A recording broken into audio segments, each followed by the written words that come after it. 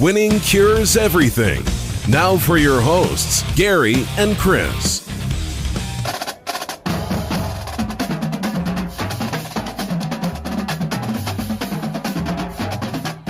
Welcome in, Winning Cures Everything. It is the Sunday, September 12th, College Football Week 2 reaction show.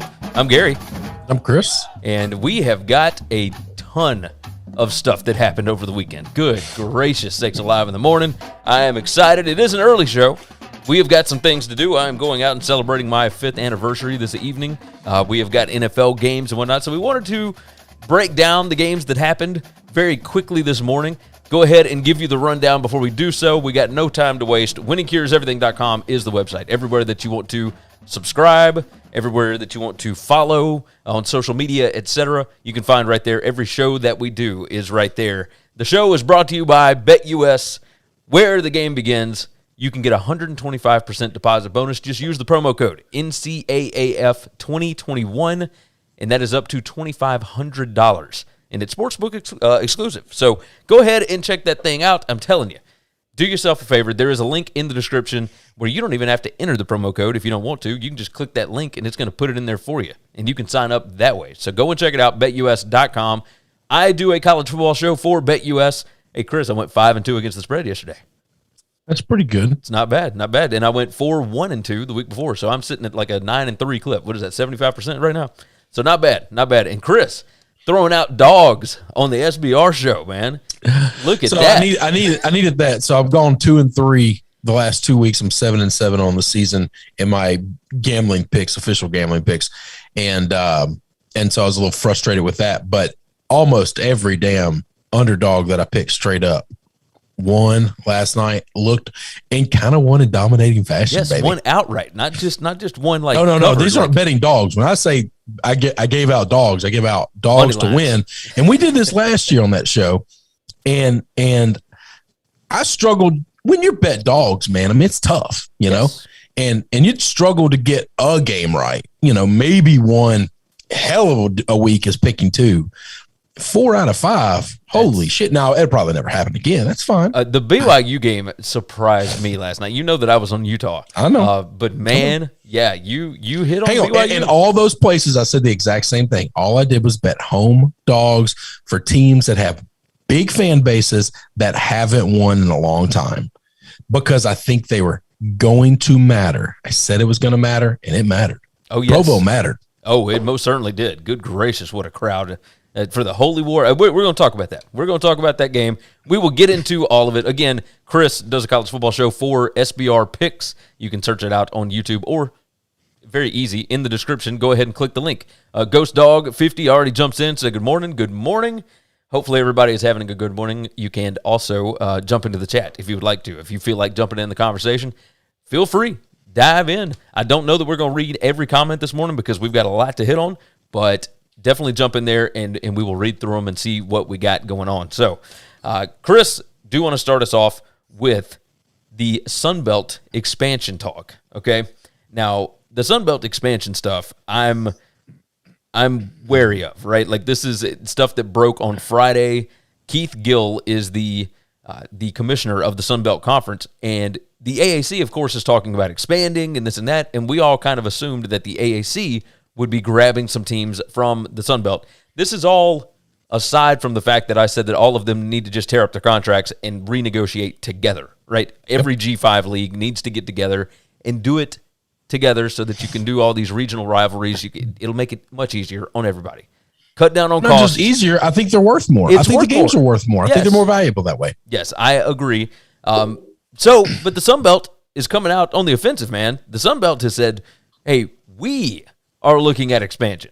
This is the direction that we are going to go. Now, I do want to talk about some potential candidates. We're going to hit this very quickly, and then we got some games to discuss. But the potential candidates that I'm looking at for the Sun Belt, UAB, for sure, biggest college football market out there. They're putting in a brand new 47,000-seat stadium in the middle of downtown Birmingham. Like, that is the dream, I think, for the Sun Belt. Grab UAB. Now, Liberty, I think, is also another one that is very, very into football, right? They focus on that in a big, big way. They have hired big-name coaches. They continue to invest in the program. That's another one. Marshall as well. That may be a little outside of that Sun Belt footprint that they currently have. But at this point, if you were looking for football powerhouses, Marshall is certainly one. They've got a proud history there. I would go there. And then there's three others that I tossed out. Old Dominion, there's a lot of people inside the industry, according to The Athletic, etc. And guys that I know that actually work on the administrative side in college football have told me Old Dominion has everything set up to be able to win, and they are finally putting resources into the program. So Old Dominion is a possibility, maybe. UTSA and FAU. Those are two other ones because Texas and Florida, you're always going to want footprints there. Do you want to add those? I believe, yeah, I could see those absolutely working. So this would be taking from Conference USA and Liberty, of course, and Independent. Do you feel crazy about any of those? No. I mean, I do think that the American should go hard after UAB. And if you're UAB, you'd probably rather be in the American than in the Sun Belt. But no, I don't, I think it's the right move. Yeah. I mean, if you're the Sun Belt, you got to go on the initiative. You got to go on the offensive because if the AAC comes after teams, they're probably coming after your teams. Does the Sun some Belt, of them. Does the some Sun, of them. Yeah. Does the Sun Belt go after possibly some AAC teams? Now that the AAC is in a weakened position, right? This is kind of the same thing we thought. Does the AAC go after Big 12 teams?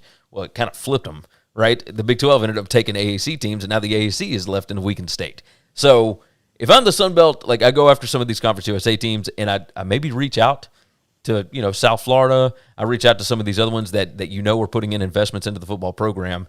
But who knows how all this is going to shake out? I'm excited about it one way or the other. So let's dive off of that. Let's actually talk games. I'm stoked about this. Florida State got beat at home by Jacksonville State on a last-second Hail Mary pass. They were up 17-7 with 5 minutes left in the game, Chris. Like, I don't understand. I literally turned on my television, walked in the door from Tuscaloosa yesterday, just in time to see that. And I swear to you, I did not know how to react. Did you see the cheerleaders that were walking when they realized that this kid had actually scored a touchdown on the last play of the game? Yeah, I saw them. And that's fine. This is why I don't want to ever go to a game, by the way, is because I'm afraid I'm just going to become a meme. Yeah, this one broke my heart. This one really hurt me a lot. And let me tell you what, this is Mackenzie Milton's first loss as a starting quarterback. Yes. In 26 games now. Yeah. That hurt me. That hurt me bad because you know how much I was pulling for him to get the starting job. Jacksonville State looked god-awful last week. God-awful. Yeah. 31-0 loss to UAB. How this happened, I can't explain. This is Florida State coming off, and it's not that it was so much a shortened week or anything like that. They still should have handled this game. That's right.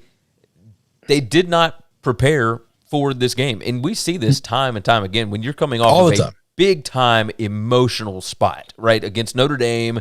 Everybody's back. The momentum with the program is going well, and it's like the players don't feel like they feel like they've arrived even if they lost the game to Notre Dame. And they don't prepare right. They don't prepare all week long, and it comes down to a couple of plays here and there. Looking at the advanced stats here, points per opportunity, that is, drives that got inside the 40-yard line. Florida State only scored 10 points on 4 drives inside the 40. 10 points. So that's not good. Jacksonville State, on the other hand, 4 drives inside the 40, they scored 14 points. That's 2.5 to 3.5 as far as points per opportunity. The average, man, I'm looking at like stuff rate and everything else, and this was like an even ball game. Like this was even. I don't know how that happens if you're Florida State. The predicted points added in the fourth quarter, Jacksonville State, of course, came back, scored 2 touchdowns late in the fourth quarter, and that sealed the deal. Like that last play was an abomination. And Mike Norvell did come out and say, like, this is inexcusable. Yeah. But his tweet last night was, let me pull it up. I know I retweeted it, but what he said in the postgame press conference was, ran a 2-deep man under, tried to get pressure on the quarterback. They still had 1 timeout, so we didn't go to immediate prevent. There were 6 seconds left. What do you mean you didn't go? Like, keep everything in front of you. What? But hang on now.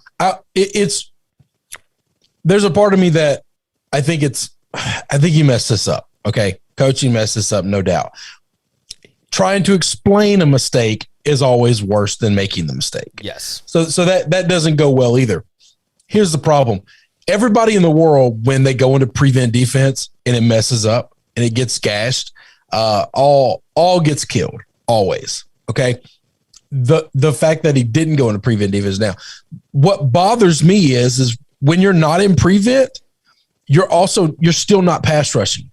And that's what frustrates people. Put all your DBs back to where nobody gets behind them, but get some kind of pressure. Don't rush 1, 2, or 3 guys. Still rush 4 guys, because when a quarterback has all day, they can sometimes make something happen. But if you put their ass on the ground, then they can't make anything happen. Yes. Yes. I just don't get it. By the way, total EPA in the game, Florida State, negative 12.8, Jacksonville State, 1.29. Like, it's just a piss poor football game. Yes. Yes. It wasn't like it was even a big, turnover fest or something. Florida State had one turnover. Like, that was it. I don't understand how this happens. This feels like rock bottom for Florida State. Like, it felt like that. Is Mike Norvell the guy to get them out of the bottom? I want to believe so, but dude, hang on now. How long have I wanted to believe Justin Fuente was the guy? Now maybe he is. Maybe year 6 is the year. Okay. Yeah, no, I'm with you. I'm saying I want to believe it. I don't know. If you cannot prepare your guys for Jacksonville State, like, the only good thing that comes from this for guys like us who live in the Memphis area is maybe people will quit hiring Memphis coaches. It's entirely possible. No matter how good they are, we just not gonna hire them anymore. Oh my God! Yeah, no, maybe that's what it is, but I don't have high hopes. My under 5.5 for Florida State this year is looking a little bit better right now. So it's a lock now. I think it's an absolute lock. Oh, what a disaster! All that momentum just gone. They'll beat Miami, and that'll be it. You're probably right. All right, Oregon 35, Ohio State 28. What in the world happened? Oregon playing a 9 a.m. body clock game. I didn't bet this one because I did not have a good feel one way or another. But Kayvon Thibodeau out for the game. Justin Flo out for the game. They're two, I guess. Did not matter. It didn't matter. Didn't matter at all. Oregon scoring. Hey, Gary. Yeah? Gary? Yeah? CJ Stroud, not good at football. Oh, he's really not, is he? Listen, I watched almost every second of this football game. And let me tell you what I saw. I saw guys wide ass open for Ohio State. You were right. Oregon's DBs could not hang with them. Yeah. I saw passes that were thrown, not overthrows, not underthrow. They were 7-8 yards away from where a receiver is, standing by themselves. Yes. This kid has to learn some accuracy or he's going to get the hook. When is Ryan Day going to give him the hook? It was funny. We have a mutual friend that we were talking trash about bad teams this week, and he did not mention Ohio State. And I said, Ohio State could be a bad football team. And he started making a bunch of excuses for him. And one of the things he said was, I think this was a look ahead spot. And I was like, oh, that like big upcoming tilt against Tulsa that they've got next weekend. A look ahead spot. Like what? Like what? And then he was like, well, this is a noon game and it's hard to get fired up for a noon game. And I was like, if you think it's hard for an East Coast team to get fired up for a noon game, how hard is it for a team that plays on the Pacific fucking Ocean? What are we talking about? I will tell you this. All right, so Parker that I do the BetUS show with, he's got this thing called Eckle rate, right? Okay. And let me pull it. He doesn't have it up yet. Crap. All right. So what I'm curious about, I noticed in this game, because I was actually, even though I was headed to Tuscaloosa, the people that I was riding with have a television in the car with Wi-Fi. I didn't know this was a thing. So I was able to watch football all day yesterday, other than when I was at the stadium. It was kind of nice. Ohio State held the football for like the first 10 minutes out of 12 minutes in this game, and had success, had 100 yards. Like, we're actually... They had success, but they never got in the end zone. Exactly. So they never led in this game at all. Points per opportunity. Ohio State had 9 scoring opportunities, put up 28 points. That's 3.11 per scoring opportunity. Oregon had 6 and scored 28. That's 4.67 per scoring opportunity. Oregon took advantage of their situations, and Ohio State did not. So let me tell you what I saw happen in this game. Those DBs realized they couldn't cover the wide receivers, so I think they just tried to hang with them. They realized somebody on that defensive side of the ball, I don't know if it's DC, I don't know if it was Mario, somebody on the defensive side of the ball and said, he's not hitting the receiver, so stay in the area of the receiver, because if he's not going to hit the receiver, he might throw it to you. And I'll be damned if at the end of the game, the fourth quarter of the game, he's just started throwing it to the Ducks. Yeah. No, absolutely. And I'm also tell you this. I gave him as much shit as somebody has ever given a coach when he was the coach at Mississippi State. But Joe Moorhead coached his life off last night. Yes, he did. Or yesterday afternoon. He called the game of his career in a hot. See, it's funny. I valued home field advantage at Arkansas, at places like Tennessee, at BYU against Utah, at Mississippi State. I did not value it at Columbus. And you would think that doesn't make any sense. They've got 100,000 people there, and Starkville has 64. That's because Ohio State expected to win. That's because Ohio State fans are 80% of the people that are in that stadium have never seen them lose. They've never seen them bad.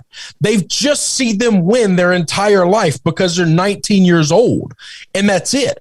Mississippi State fans have never seen their team be great except for one season where they were really good, and that even ended up badly at the end. Yeah. So they have this hope. They have this desire. They have this fire that teams that win all the time aren't going to get. Arkansas fans have been, Arkansas has been the worst team in the West for the last 7 years, maybe longer. And so their teams come out these big home games, opening season, didn't have any fans last year.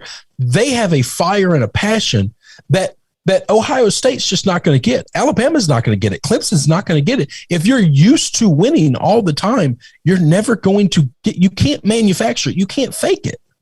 I don't think you're wrong there. I don't think you're wrong at all. I think Ohio State has got some soul searching to do. They have got the team is talented. Listen, the defense sucks. I think the defense is bad. All right, not just because I don't think Minnesota's offense is very good. Minnesota moved the ball on them kind of at will.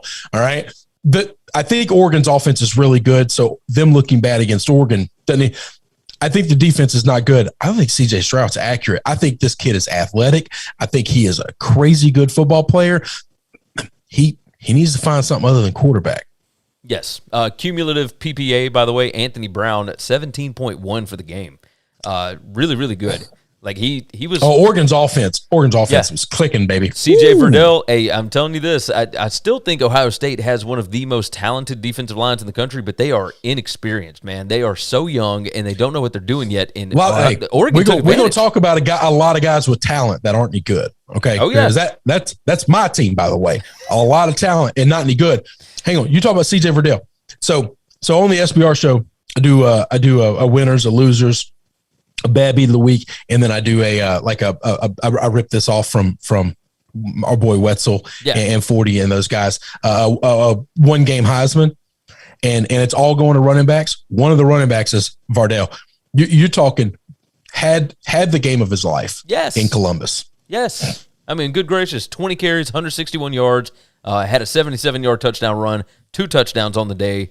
And Anthony Brown, look, 17 out of 35, 236 yards, 2 touchdowns. He was serviceable, man. He beyond serviceable. He actually made plays. I was going to say, I didn't think he was just serviceable. I thought he was good. Now, like I said, some of that, we were worried about Oregon's defense.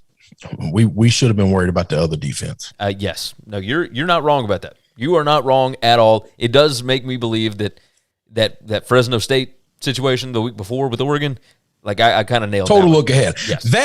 That McKinney is a look ahead spot. Yes, it is. Yes, it is. Let's move on. Let's looking ahead to Tulsa. Jesus, what are we doing? The CyHawk Trophy goes to the Iowa Hawkeyes, 27-17.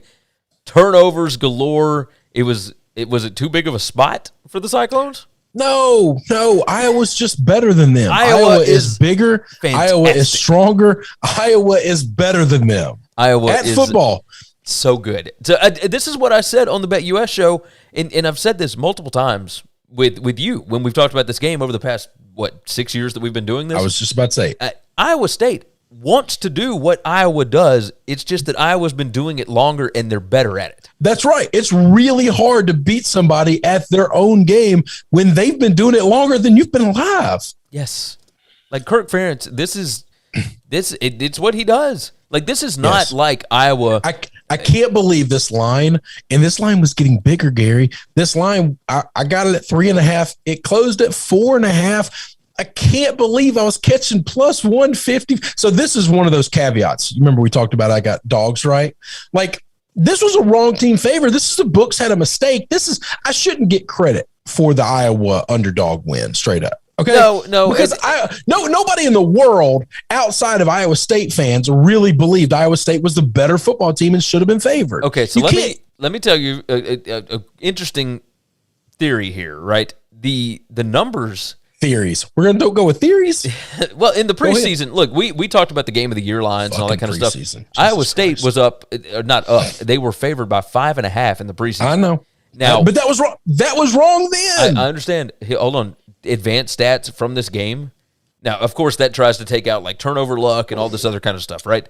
Well, when one team has 4 turnovers, you can't take out turnover luck. Agreed. I understand that. I'm talking just basic advanced analytics. The post-game win expectancy for Iowa State in this game was 91%. Their success rate was through the roof. Their points per opportunity was much higher than Iowa's. Like, it was their average starting field position. That was the biggest problem there. Iowa, their average start was 58.1 yards. Iowa State started on their 20 every time. But they made that happen. I know. They absolutely made it happen. I'm talking about those kind of numbers. Like, you can't. Sustainable. If you're going to tell me I'm going to take out all the turnovers, then, well, yeah, the other team's going to win all the time. Like, what are you talking about? When you turn the ball over 4 times, you can't say I'm going to give you a stat, but I'm going to remove all the turnovers. Well, no, it's because look, you can't bet week to week expecting Iowa to be able to score points off of every turnover that they get, right? Like, it's impossible to do that. Tell me, outside of the quarterback position, name a position group that you think Iowa State's better than Iowa at. I don't think that they're better than them at the quarterback position. I don't think they're better than them at any position. In what world should Iowa State be favored by more than a field goal in this game? A look-ahead line a year from now should have been close to a pick'em game. All right? Yeah. There's no way on earth it should have been 6. Yeah, no, you're not wrong. Hey, Akbar jumped in. Derek R., by the way, has jumped in with a lot of different comments.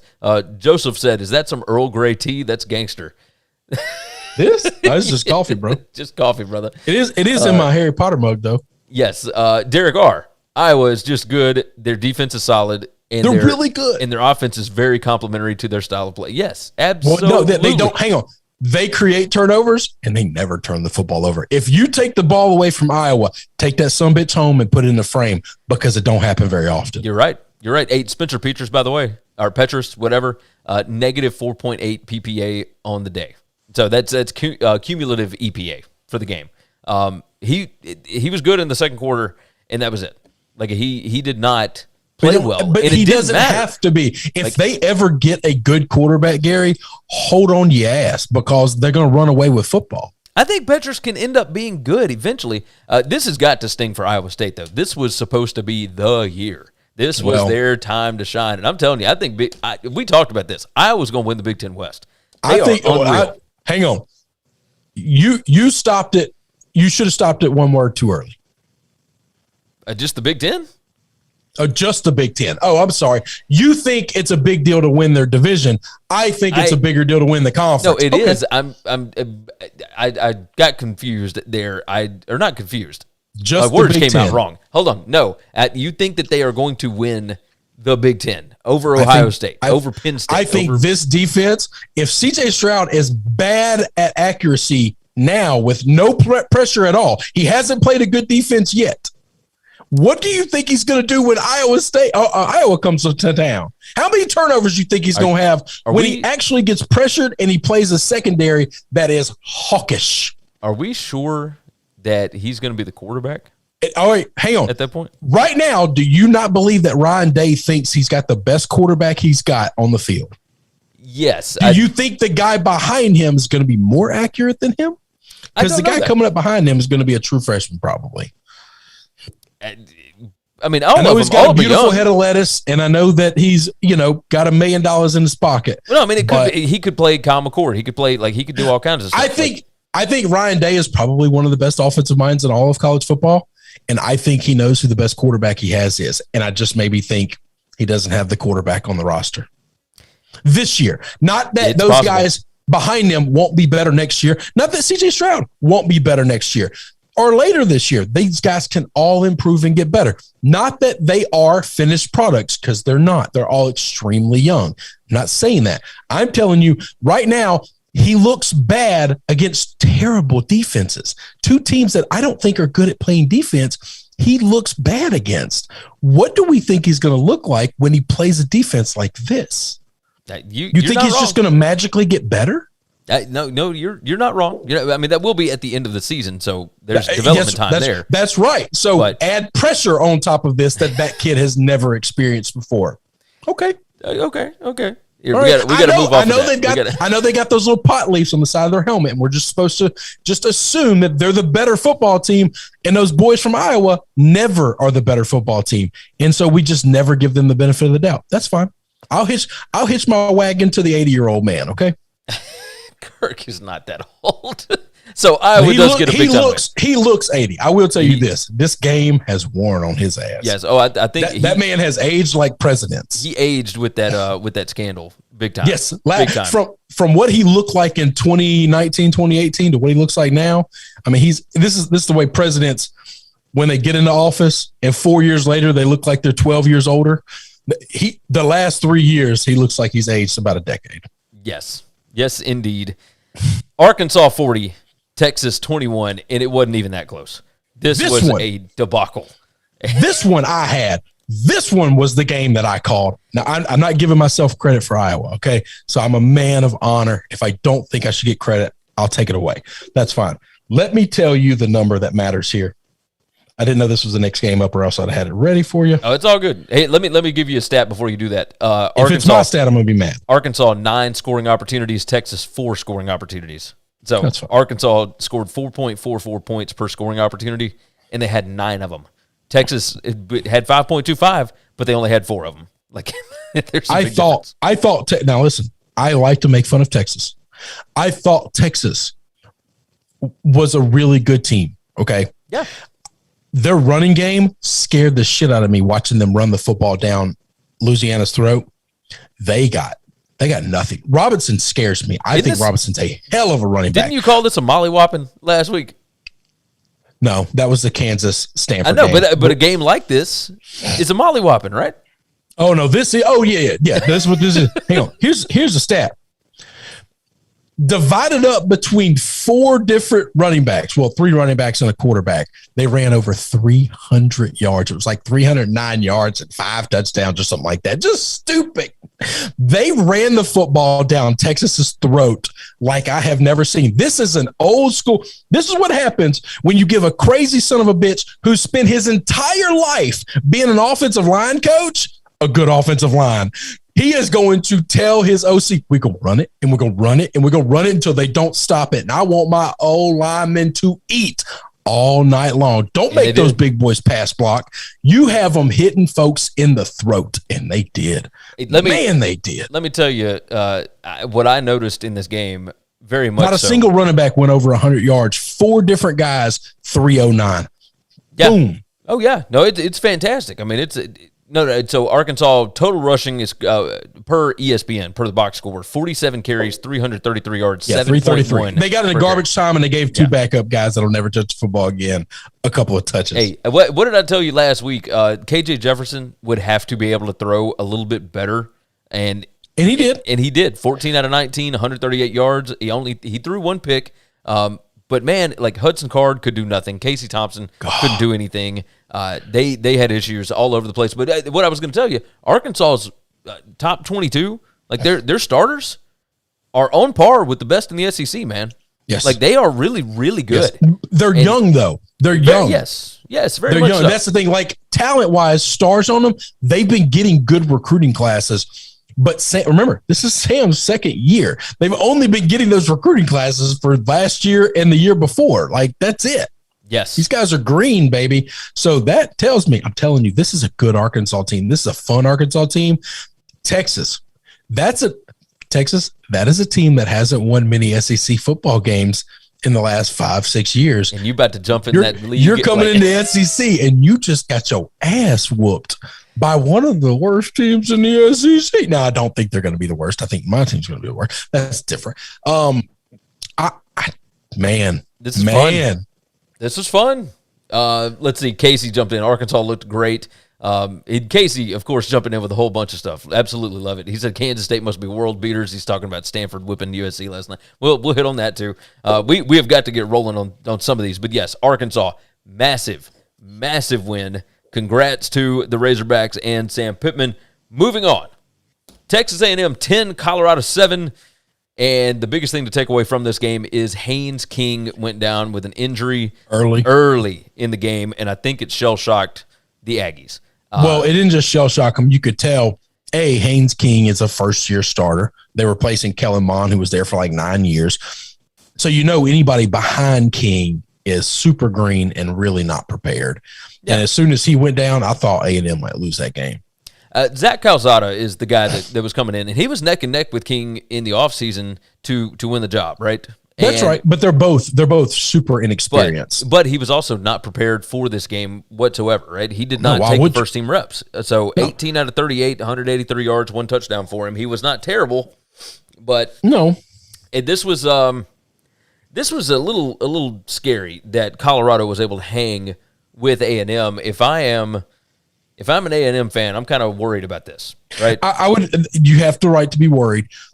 I also thought some fluky things happened. Like they got the ball in the end zone or to like the 1 or 2 yard lines multiple times, and then the worst rule in sports happened twice to them. Yeah, there's nothing you can do about that. Okay, because if you just chalk both of those up to field goals, this is a different football game. Yeah, you know what I'm saying? You win by 2 scores. When you're and you don't know what happens from there because now Colorado is down by 2 scores, and so your defense might get a pick, might get a fumble. You get them to make a mistake because they're making they're pressing. Just a lot of things can happen to change the outlook of the game. And I think the biggest thing that I'm worried about, can't predict that. Like if I'm an A&M fan, what I'm worried is we were not able to run the football. No, they weren't able to run. 29 carries for 97 yards. That's 3.3 per carry. I mean, what do you even do with that? Like they ran Isaiah Spiller 8 times. Like I think something happened with him. Calzada ran 7 times, 28 yards, and then Devin Achani, if I'm saying that name right, you guys correct me in the chat if I'm not. But he ran 9 times for 50 yards. Like he had a pretty good average, 5.6 per carry.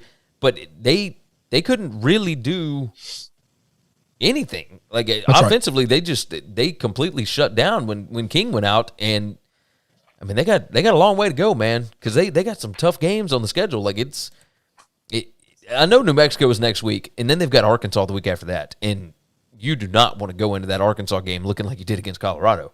So no, I think Arkansas is legit though. Oh yeah, I really do think they're really good. So post-game win expectancy, Texas A&M was 60%. They had 5 scoring opportunities to Colorado's 3, and they were able to put up more points. So is what it is with that one. Moving on, this is late night last night. Did you stay up and watch Stanford and USC? Well, I stayed up and watched the Holy War. I had Stanford on one TV, and I had BYU Utah on the other one. Stanford 42, USC 28. This is a abject Clay Helton disaster because when Stanford goes to Texas the week before and gets absolutely destroyed by Kansas State. Kansas. Where? You said when Stanford goes to Texas. Well, no, they played in Arlington last week. It was in Arlington, Texas. Oh, okay. Yeah. Okay. I was confused. Like, they played Kansas State. No, they played Kansas State in Arlington, Texas. It was a neutral site game. Bad. Neutral site game. And they got destroyed last week. And Stanford comes out and starts a freshman quarterback. Look, post-game win expected. There was nothing fluky about this. Stanford, 99%. They beat the hell out of them. They destroyed USC in this game. Like, didn't even give him an opportunity. I don't know even what to make of this. What can we do with Clay Helton at this point? Well, nothing. So I have been saying all offseason that the hate on Clay Helton has gone too far. He's not that bad of a coach. Is he the second coming to Pete Carroll? No. But is he as bad as everybody's making him out to be? Absolutely not. I was wrong. He's absolutely as bad as everybody's making him out to be, and he's got to go.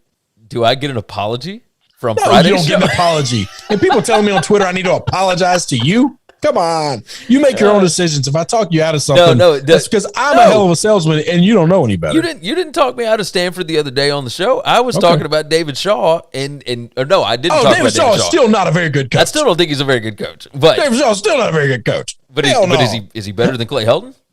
Maybe, but that's still okay. So you're better than one guy in the Pac-12.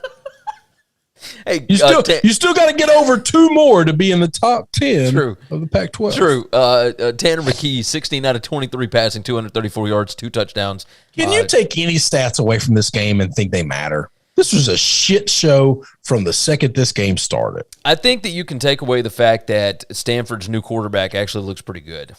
I'm not worried about Stanford's quarterback. I'm worried about USC's offense. What the hell happened there, man? I don't think Slovis is very good. Like, this was what I was worried about with the San Jose State game, where USC was up 13-7 in the fourth quarter, and they couldn't move the ball on San Jose State for a long, long time.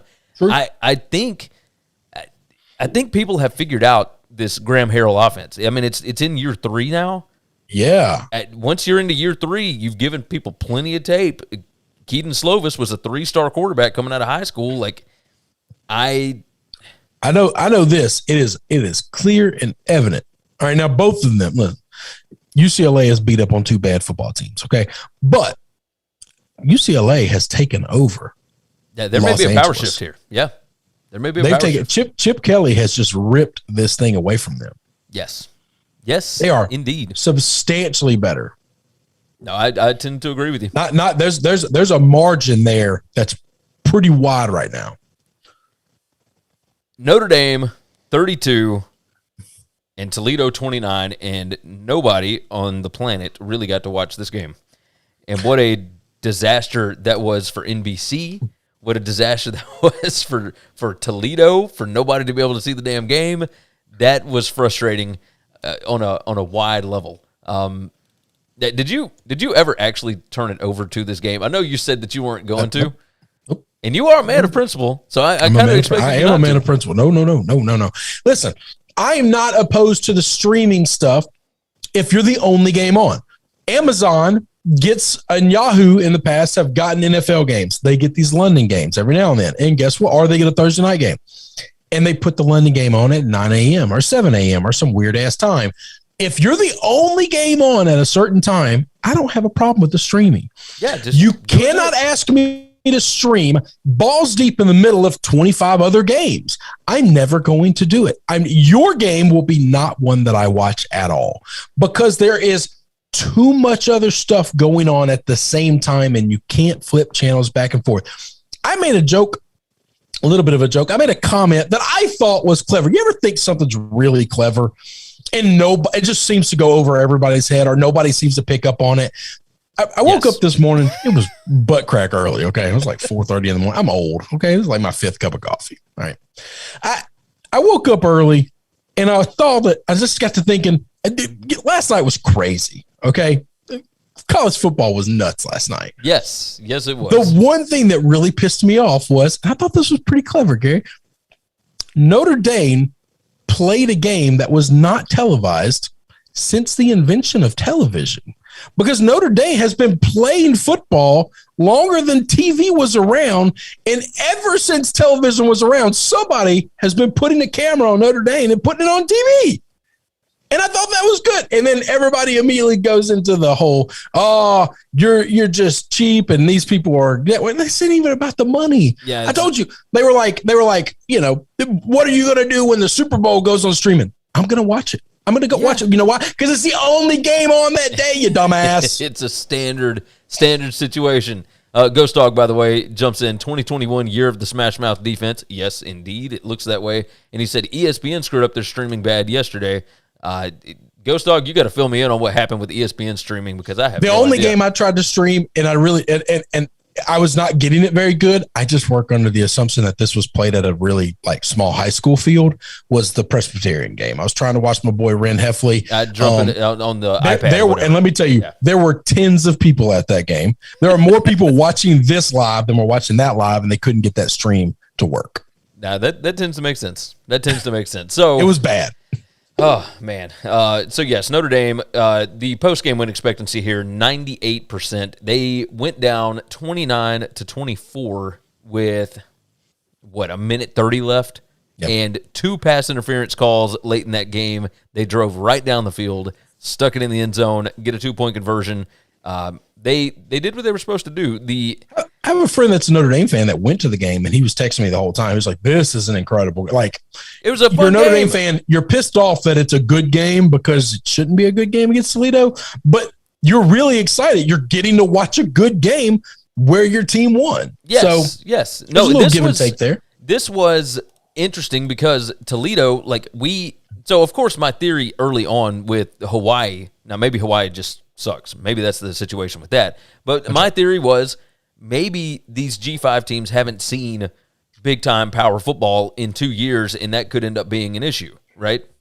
I don't think that's an issue. I think the thing is these G5 teams have a ton of returning production. I told you Toledo, number 2 in returning production in all of FBS. They have got a ton of experienced guys back. They've got talent. They got like 4 or 5 NFL guys. They're going to have guys drafted this year, like really good players on the defensive side and the offensive side. I think Jason Candle's a pretty good head coach.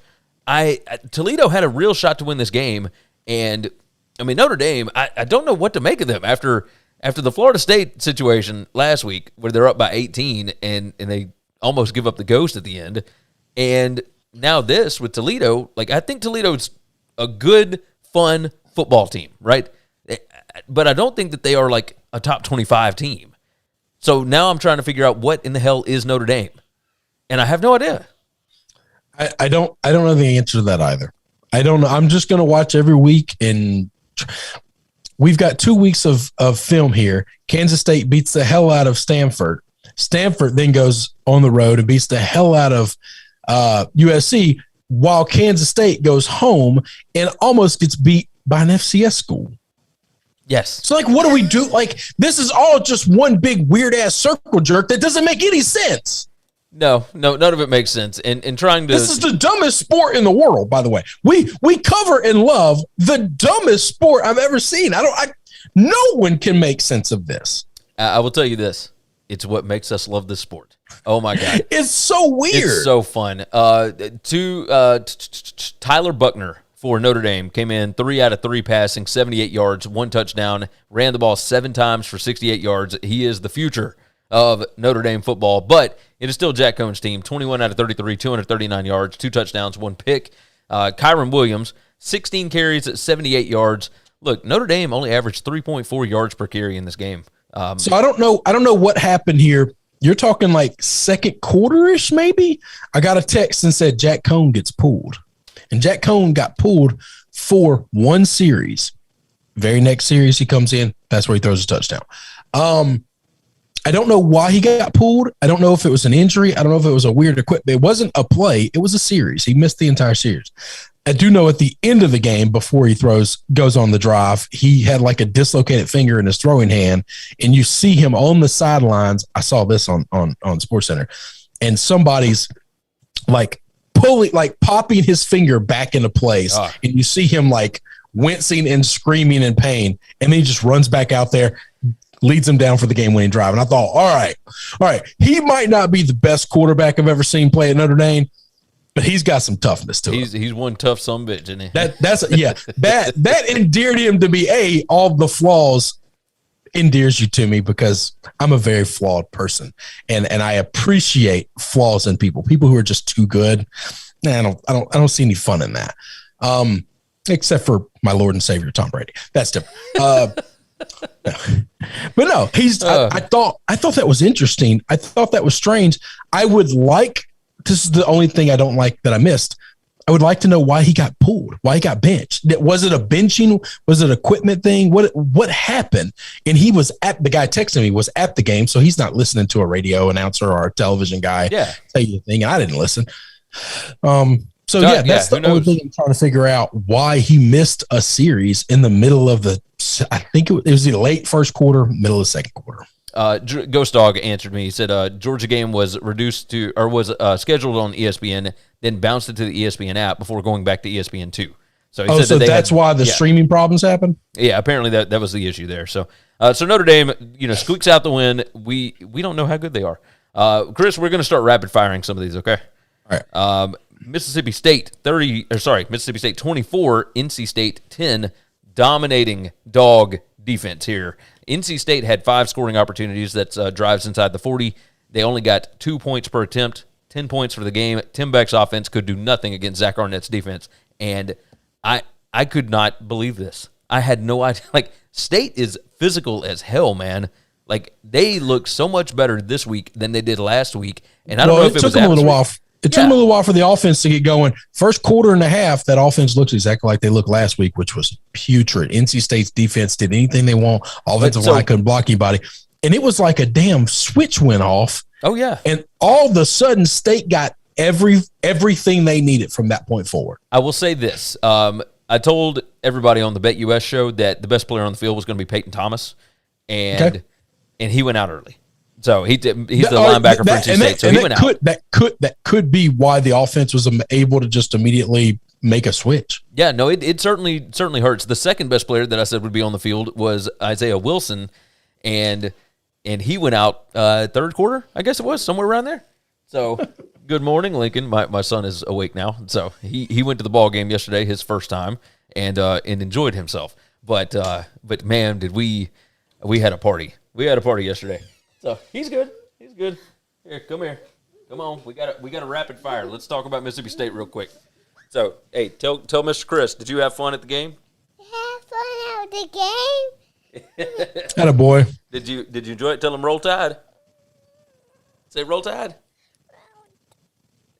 Yeah, don't listen. Don't abuse that child like that.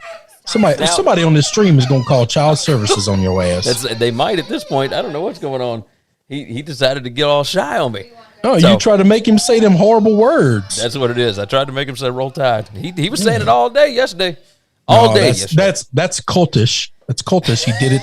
That's a survival mechanism. You blend in with the crazy people so that they don't, hurt you or mess with you. I understand. That's a defense mechanism. That boy needs help. Back into this NC State game. Stuff rate. NC State 0.095, Mississippi State 0.20. That's a massive difference for anybody that doesn't understand the advanced stats. Just looking at this game from an outside perspective, it looked like State had been preparing for this one instead of the Louisiana Tech game. I think there's a lot to that. I think we're seeing that all over college football. Yes. I think it's unwise. I think it's really dangerous. At the end of the day, if you're a team like Mississippi State and you squeak by a Louisiana Tech, but you perform well in the SEC, nobody's going to remember that. Nobody's going to care. So it's a risk probably worth taking. I thought NC State was a better football team before this game started. I thought NC State had a chance to be the second best team in the ACC. I don't know that I'm changing my opinion on that. Maybe Vatech is the second best, but the ACC State is in a world of hurt right now. Mississippi State ran the opening kick off back for a touchdown, and their defense was so suffocating and swarming. They were able to buy the offense time to get going. Figured out. And once they figured it out, man, Rogers looked good. Rogers looked real good. Let's rapid fire. Keep going. Rapid fire. Moving on. Holy War. The Holy War. BYU 26, Utah 17. And, man, I don't even know where to go with this one. Utah was never in this game, it felt like. They could do really nothing in the first half at all. The offense looked pedestrian at best. I thought that having Charlie Brewer in there would make this team a little bit better. And in that BYU defense, like the line of scrimmage for BYU is serious, man. You called this game, like you told me, we are really throwing BYU out way too early because we know they got some old men playing in this football game. That are feisty as hell. Yes. They're aggressive. They're rough. They run the football. This is one of those situations where the announcer just pissed me off. We're like 7 minutes. The first for it to be the Holy War, the first 5 minutes of this game was drunk as hell. We had 3 turnovers in 5 minutes. All right. Yes. Utah turns the ball over. BYU gets the ball in the red zone, turns the ball over. Utah gets it to about the 40, turns the ball over again. I'm thinking, what in the hell is going on? Then BYU gets a field goal. BYU gets a touchdown. So it's a very much a defensive struggle game being played between the 20s. Okay. The announcer says BYU is not able to run the football at all on this front of Utah. And I'm thinking, well, we're only about 8 minutes into the game. That's kind of a tough thing to say when the game has just started and it's kind of gone really weird back and forth already. But let's just see how it plays out. Very next play, run the ball right off guard for 7 yards, runs the ball for 9 more yards, and then they just pretend to run the ball the rest of the game. And both teams, by the way, had success doing that. Utah, 7.7 yards per carry, BYU, 5.0 yards per carry. BYU had 231 yards rushing, and Utah had 193 yards rushing on 25 carries. But Charlie Brewer, not good. 15 out of 26, 147 yards, 1 touchdown, 1 pick. Hey, by the way, I think BYU got another stud quarterback, man. I think the Jared Hall kid take some time. Is he Zach Wilson today? No. Could he be Zach Wilson next year? Maybe. I don't know. Listen, here's the problem with that, Gary. Everyone expected Utah to be able to run the football on them. Everyone said Utah's better than them at the trenches. They were supposed to be better than them in the trenches on both sides. They were not on defense. The BYU offensive line, after about the middle of the first quarter, began to push Utah around and open up holes, and were able to run the football on them pretty good. You know what Charlie Brewer looked like? Charlie Brewer looked like he looked last year with a kind of a strange, weird Baylor team that wasn't very good and couldn't get anything going. Charlie Brewer might be a good leader, a good guy.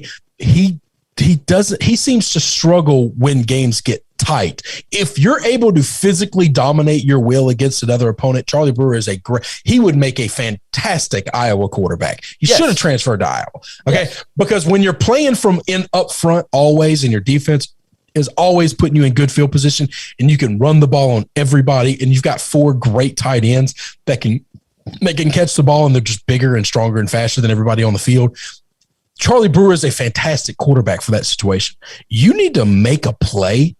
Charlie Brewer's not the guy you want. Yeah, you're probably right about that. At the helm. Hey, BYU, by the way, I think a big part of this, havoc rate for BYU, 0.26. Hell yes. 0.26, Hell yes. Utah, 0.145.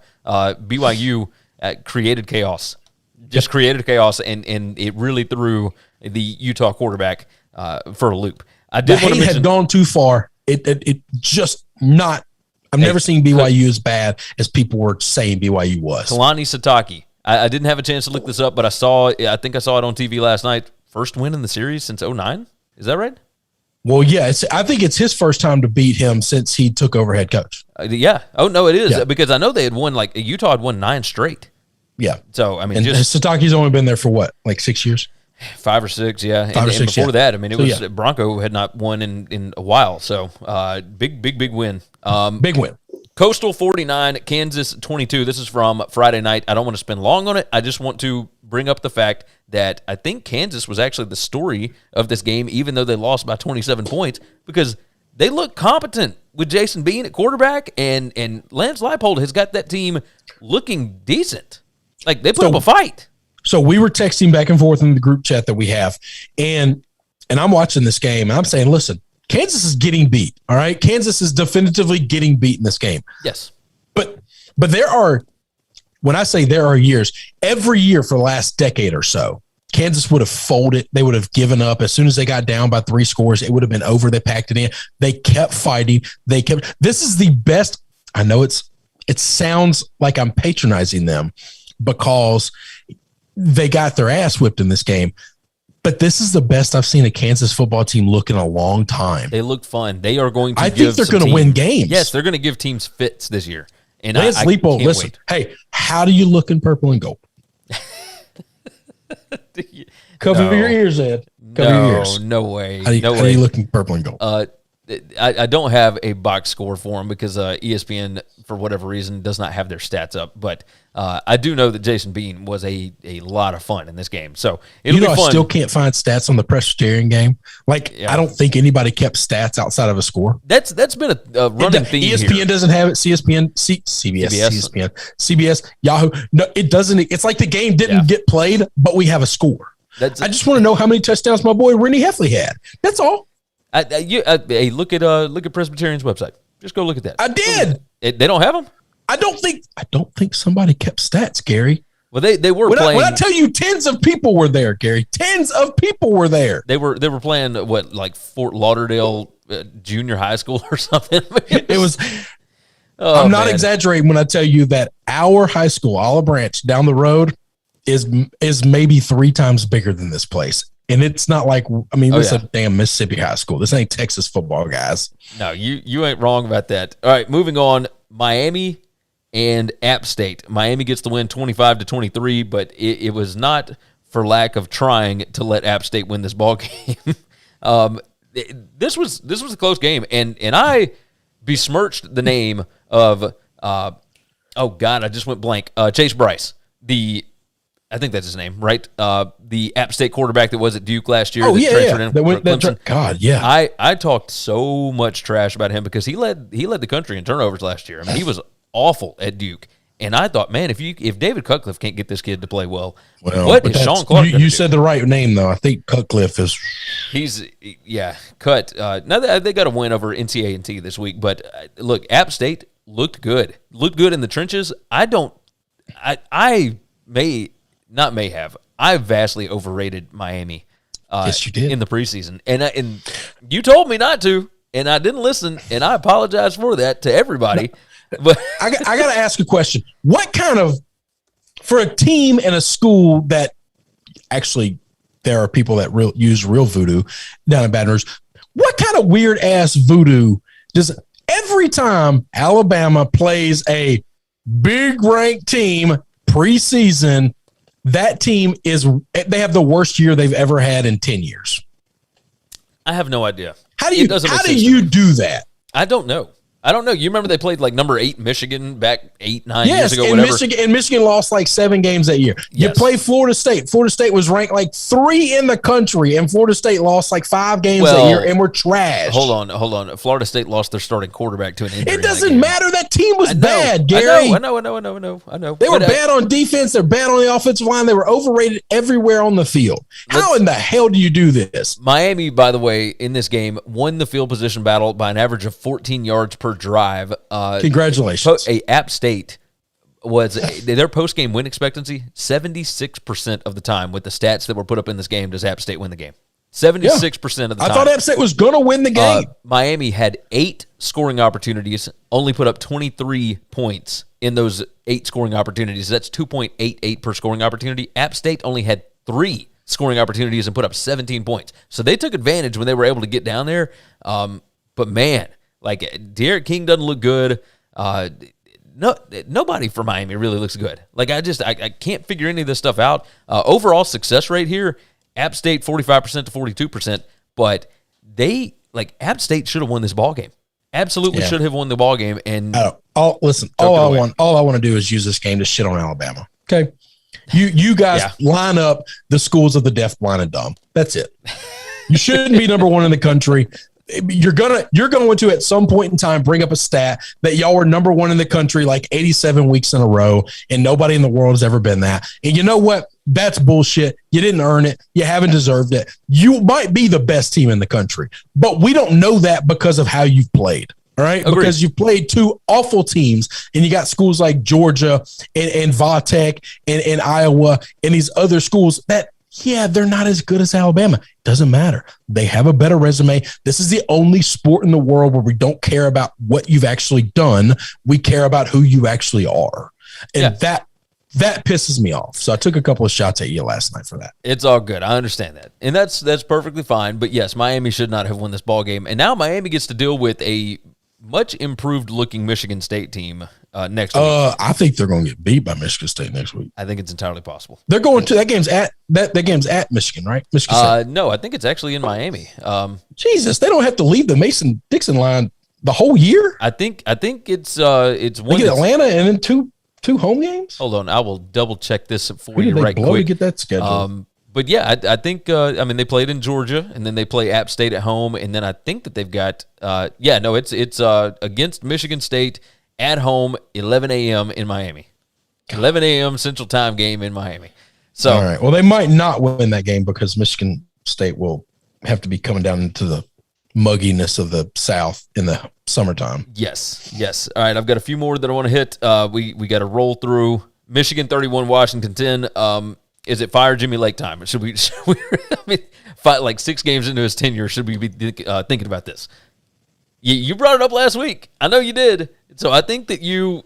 All I know, Gary, is I've just been told he's an amazing coach. That's all I know. I've been told he's a great coach. I have no idea what information people you have to tell me that. I don't know where you're pulling that from. I don't know where, because you're not the only one. It's out there in the ethos. Jimmy Lake is a great coach. Hold on. He is a great defensive coordinator. He was. Are you sure? Yes, because the defenses were great under Chris Peterson, but I wonder if that is the element that's missing. Like maybe Jimmy Lake is not made out to be a head coach. He hired John Donovan. This is what we've talked about for the last, dating back to last year. John Donovan is the most predictable offensive coordinator in the country. And he does the same crap over and over and over and over again. And so it's the OC's fault. And no, it's not just the OC's fault because the head coach is the one that hired him. Like, he was terrible at Penn State, and then James Franklin fired him. So, and of course, Penn State got significantly better after the first 2 years of James Franklin's tenure there. Like, I wonder if this would change anything if he was willing to, because this is a guy that kind of spits in the face of analytics, right? Jimmy Lake is. He's one that wears the hat, run the damn ball to practice. Which should endear him to me. You know this, right? Yes, we love running the ball. This is supposed to be my guy because I want to give the middle finger to all the athletic guys. Yes. But I don't. You take Coach Kelly at Presbyterian, and I worship that man. I love that man. You take this guy. Because you understand how to win ball games. You understand what it takes to win. You have to be able to put them together. I don't.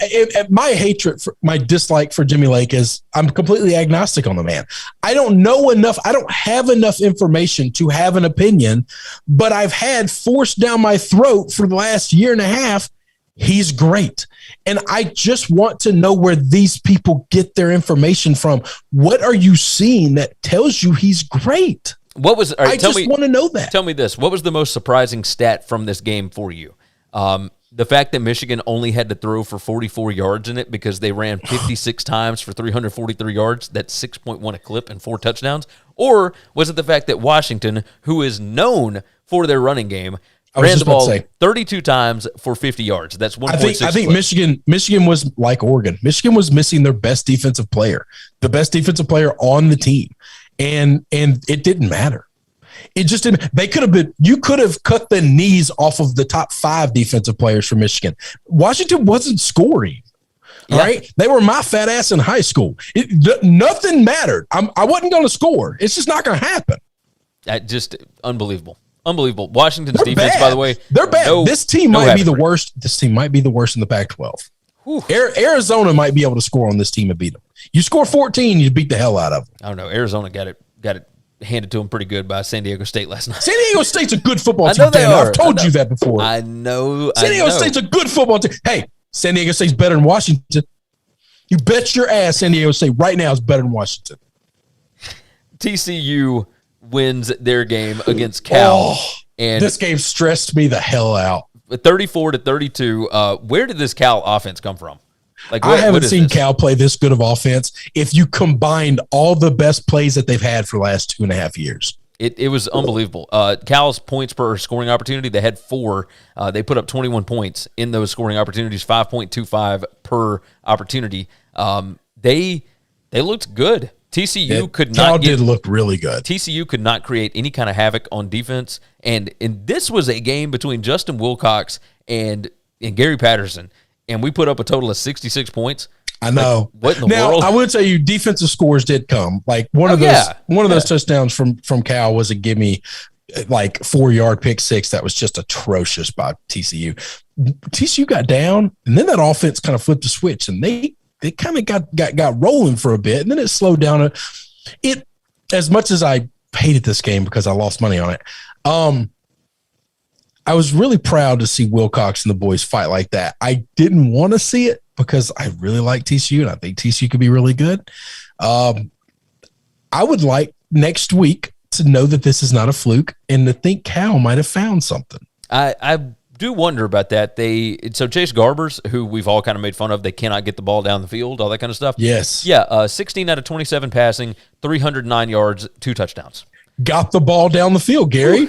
It's I'm amazing. Shocked. It's when you've never seen something before, it kind of surprises you. By the way, Zach Evans, massive in this game. 22 carries, 183 yards. That's 8.3 a clip, and he had a touchdown.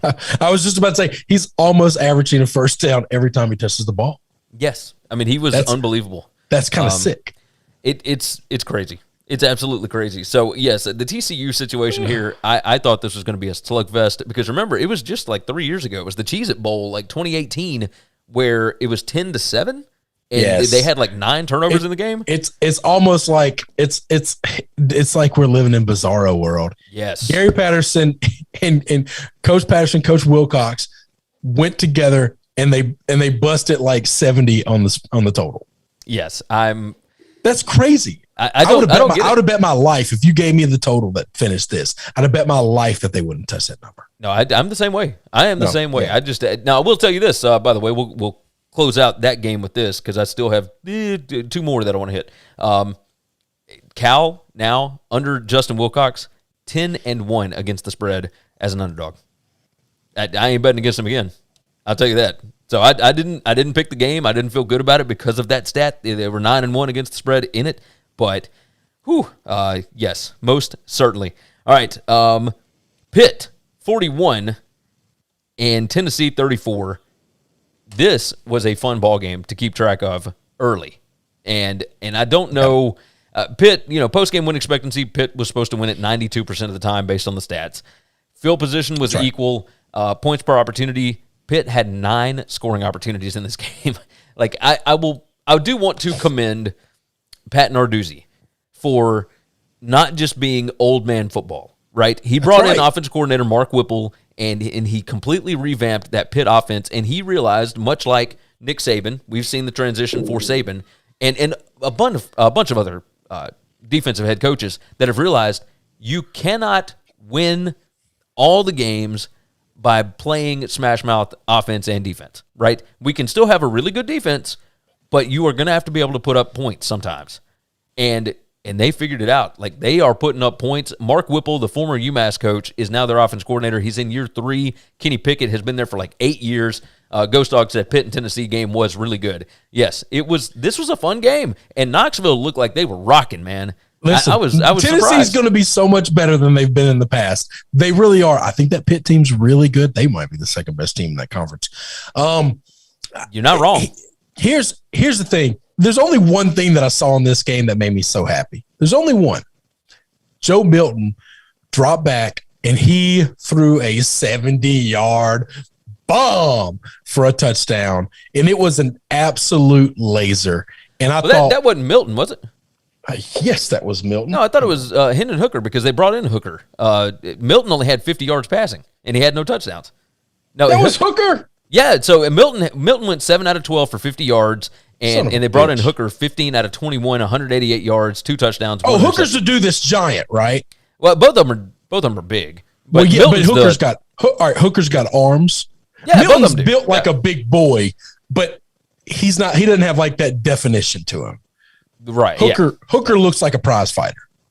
Yeah, I could see that. He was the one that was at Virginia Tech last year. Okay, so he's the one that threw the touchdown. Shit, man, you know how bad I want Milton to be good. I know. just want him to be good. But look, here's the deal. All right, he's not good. I got. Man, that makes me feel like race. I just thought they were both the same guy. Well, I mean, I thought it was Milton. It made me happy. Okay, it made me happy. It was a lie, but it made me happy. No, I can understand that. Loss made me happy. Ghost Dog said Tennessee much improved this year. Yeah, no, they do. Heupel is going to win games there. Yes. Is he going to win the East? No, just calm down. Maybe in a couple of years. But the hate on Heupel when he got hired is just was not justified at all. Yes, Pittsburgh's defensive front, 1.67 havoc rate, really good. Really good. They were able to create chaos. Now, of course, these two coaches. But that's what Pitt and Matt Narduzzi and them do. They just play defense that suffocates you, and it's chaotic. Yes, indeed. You're not wrong about that. So yes, Pitt much improved, and cheers to Pat Narduzzi for opening up this offense, figuring out that you're going to have to do some different stuff here and there to be able to win. Memphis and Arkansas State. I kept up with this one. I did not get to watch it all. Memphis 55, Arkansas State 50. And good gracious, what has happened to this Memphis defense? It's not like they were great anyway. I did want to pull up here the ridiculous stats because what was it, like 487 yards at the half? At halftime. And let's see, total game team stats. We had Arkansas State with 680 yards. Memphis, 680 yards of total offense. You had over 1,350 yards of total offense in this ball game, and nobody could stop anybody. Like it was 105 total. Yes. They broke.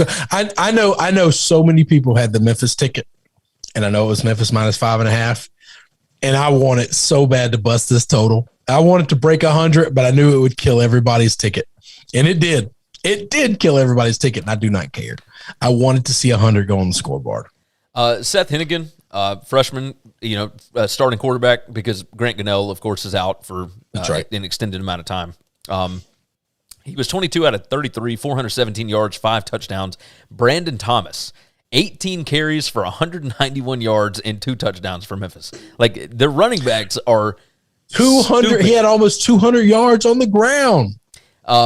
So the situation for Arkansas State was they weren't really able to run the ball. They ran 3.1 yards per attempt, 98 total yards on 32 carries. Memphis ran 37 times for 263 yards. That's 7.1 per clip. And that includes the sacks of Seth Hennigan, which there were 5 of them for negative 26 yards. So, like, they were able to run the football. They were able to pass the football. Memphis's passing, by the way, 19 yards per reception. This is insane.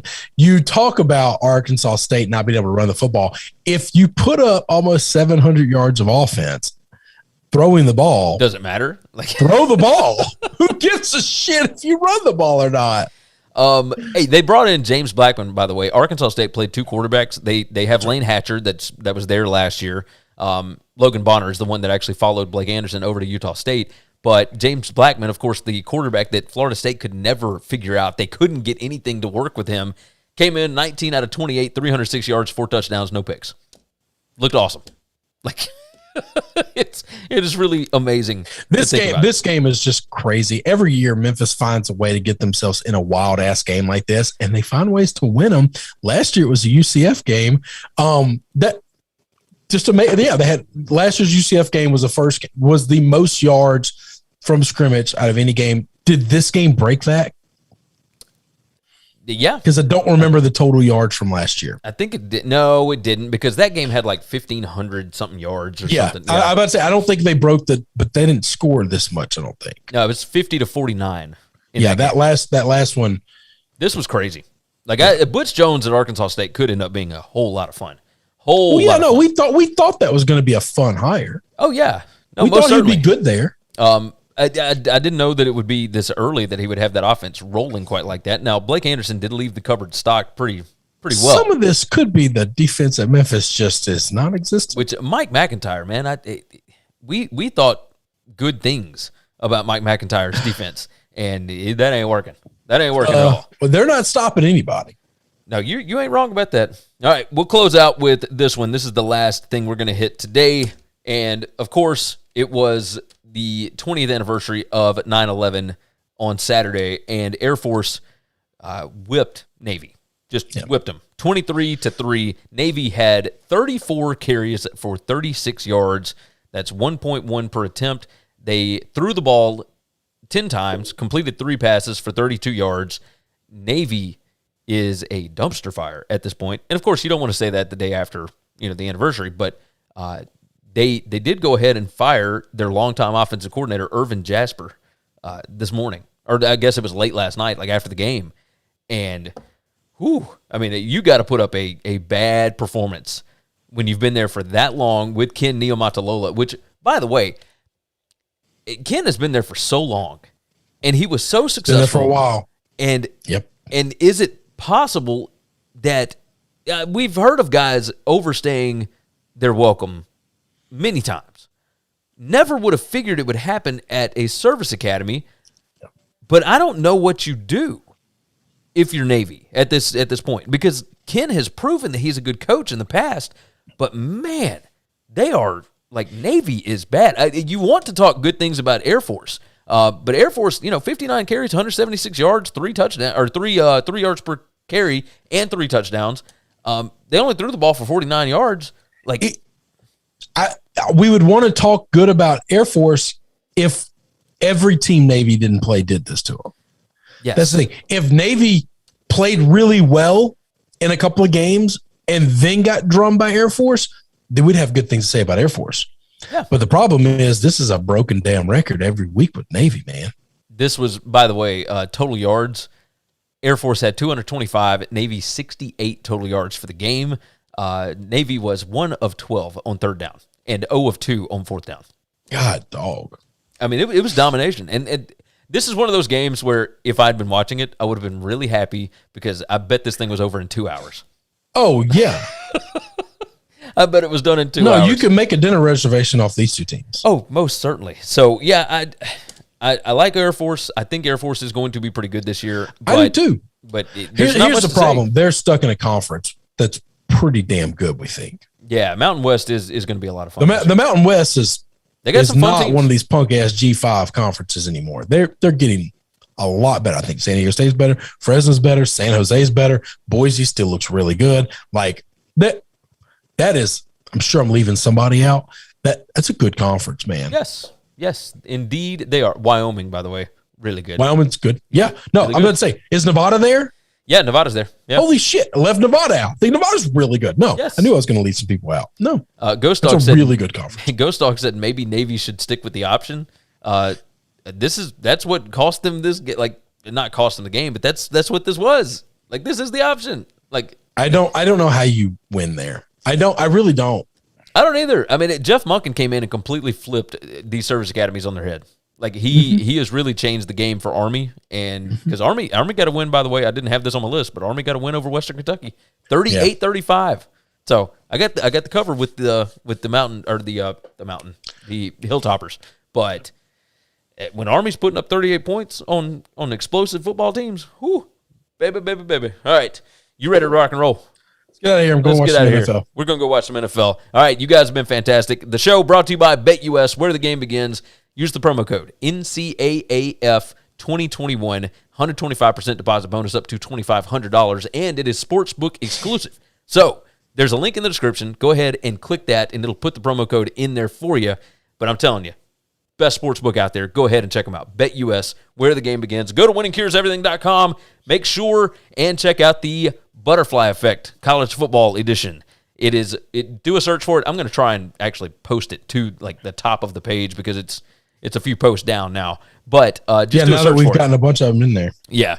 So go ahead and check that thing out because we are up for a podcast competition. We want you to do us a favor and check it out. Make sure and like this video if you have not already. Subscribe to YouTube, subscribe to the podcast, all that. The numbers are exploding right now, and we appreciate all of you for watching the show. Check out the BetUS College Football Show. Check out the SBR College Football Show. Links in the description for both of those. You can subscribe to those channels. And I think that's going to cut it. Chris, anything else we need to hit? That's it, brother. That is it. You guys are great. Thank you for watching and hanging out with us. We love these Sunday shows. The Sunday shows are going to be different times almost every week. We just got to fit them in wherever we can because NFL, all that good stuff. So pay attention to your dial. Make sure and hit that notification bell on YouTube if you want to jump in on the live show. With that said, you guys take care of yourself. Take care of each other. And hopefully all of your NFL tickets cash today. Thanks for checking out Winning Cures Everything. If you want to keep up with us, hit subscribe on YouTube or your favorite podcast app. Visit the website at winningcureseverything.com, or you can like us on Facebook or follow us at Winning Cures, at Gary WCE, or at Chris B. Giannini on Twitter. Share out the show, leave a nice review, and make sure to comment and tweet at us.